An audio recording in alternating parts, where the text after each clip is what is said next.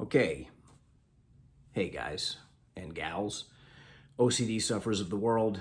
My name is Brian, also known as OCD Mindful. I wanted to make another video today about HOCD. As I mentioned last time, this really is a very hot topic, and it seems that almost all of my questions that I get are HOCD related. And here's another thing I'd like to encourage you guys to do. If you have a question, write it right here in the comment section. That way I can give a response that everyone else can read. And it's probably much more helpful for the whole community that way. So today I'm going to address the question that I've seen on so many other videos and so many articles, and that's the question of, is it HOCD or am I in denial? Right? Is it HOCD or denial? Now, if you've watched any of my videos, and if you have any even beginner education on how to treat OCD, I think you know what my answer is going to be to that. And that is, I don't know. I'm sorry. I'm not going to give you an answer to that. One, I actually don't know. I have no idea if you're just in denial. But what I can say is that just because you have a specific type of OCD does not mean that the fear also can't be true. So I'm getting this message from several people right now over and over, and I hope the people that keep asking this question watch this video, and this might help you a little. If you're attempting to do this thing where you say, is it OCD or am I in denial? Really, you can do that with any form of OCD.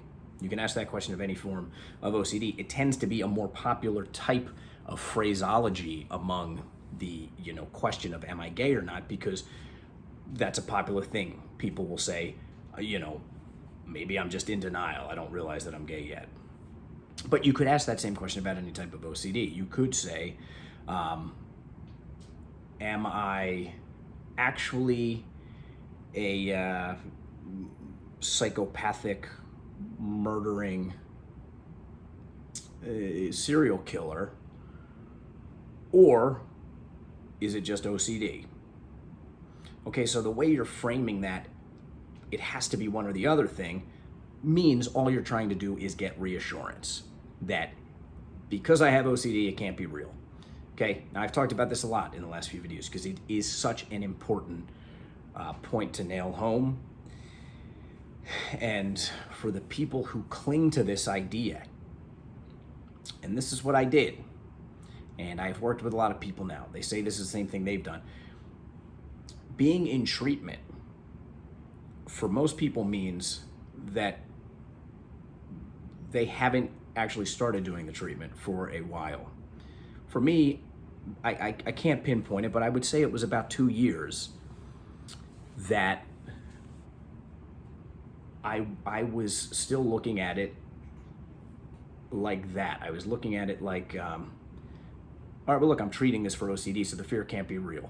All you're doing there is you're not taking the first step towards habituating to the feared consequence, either being true or coming true. You're just not doing it. So that's why it didn't work. And so really for a lot of people, treatment is learning week after week for years why they should actually take the first step to treatment. So for me and a lot of people that I've spoken with, and really I do have a lot of experience with this, between support groups, between talking to several therapists that I worked with on my own, and now having talked to a ton of people that have reached out to me, treatment looks like that for most people. Just because you're going to treatment doesn't mean you're doing treatment yet. A lot of times it's being talked into by the therapist why you should actually take the first step. And then there's a point for yourself too where you have to realize, okay, I actually have to do that. I actually have to do the one thing that is really required of this treatment is to accept that I can't get the answer to this. So I can't answer the question, is it real? Am I in denial? Is it just OCD?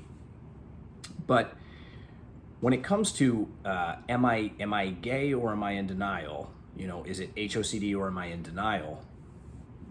That's also a sort of pointed question where it's demanding an either or. Where the truth is, if you look into this stuff, and you most likely know this living in 2020, that there's a whole lot of guys and girls that identify as something in between totally gay and totally straight. There is a spectrum, a continuum. I mean, this research began with Dr. Kinsey all the way back in 1948. And, you know, they find that there's a percentage, I think it's 12% of guys that identified as for some period in their life as completely gay, and then for another period of life as completely straight. There's a term out there called men who have sex with men. It's MSM for short. And these can be men who are both gay or straight or bisexual that have sex with men. And the straight ones who have sex with men will say something like, yeah, I have a physical attraction to both men and women, but I have an emotional attraction only to women, so I'm straight. So all I'm trying to say here is, truly, with this question, it is unanswerable. Even if you ask someone who says, I'm 100% straight, and you got a few drinks in them and said, all right, honestly, you know, have you ever looked at gay porn and been aroused? Have you ever had a night where you had some instinct to get with a friend of yours? A lot of men would say yes to those things if they were being honest. All right, I mean, take a look at the prison populations of men who, you know, for their whole life when they're outside would never be with another man. And then when they're inside, in prison, they're able to get aroused. They're able to have an orgasm with another man. A lot of them are doing it very frequently. So this whole notion of like, oh man, if I look at gay porn and get slightly aroused, or I have a thought about being attracted to man, must mean I'm 100% gay, fails to recognize the reality of just how complicated human sexual orientation is, just how fluid it is, how much it can change. I mean, I have a handful of musician friends that have admitted to me that in their younger years, they identified as bisexual. And now all of them are married to women with kids. Does that mean that they can't still get aroused and have sex with men if the mood hits them? No, of course not. I'm sure they could. But they identify as straight, and they don't have OCD, so they don't care. That's the difference between us and the general population. Okay? Every single person has intrusive thoughts. Every single person has had some thought about homosexuality or bisexuality. They've questioned it at some point in their life. The difference between us and them is the question, it doesn't bother them. It doesn't send off some signal in their brain that we need to answer this question, and until we do, we're going to be in a full-on panic, and we're going to start obsessing all the time and ritualizing all the time to try to get an answer. Okay, so is it HOCD or denial? Might be both. You know, might be neither.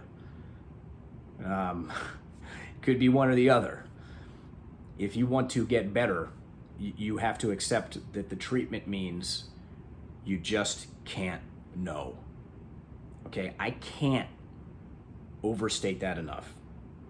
Okay, for the people who think that there's still some way to wiggle out of this, or that this is just some gimmick to get me to do treatment and in 3 months I'm gonna realize I'm 100% straight, it's not a gimmick.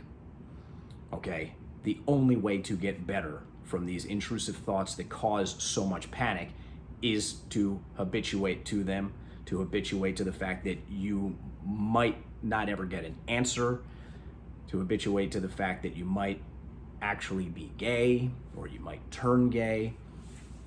And what I can say is, once you start doing the treatment, once you finally accept that and just do it, one, nothing bad happens.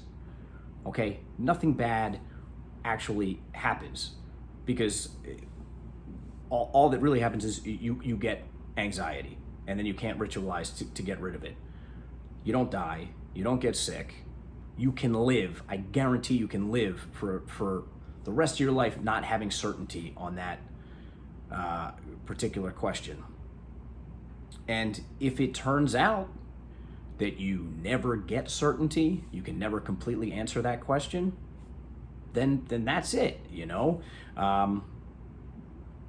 It seems like a bummer, but truthfully, if you habituate to the fear and you do the treatment correctly and you practice stuff like mindfulness meditation and you learn to just watch your thoughts come and go and live in the present moment instead of carrying around this heavy dumbbell called the future in one arm and heavy dumbbell called the past in the other arm, and letting that constantly weigh you down, you just live in real time. You never even need an answer to that question.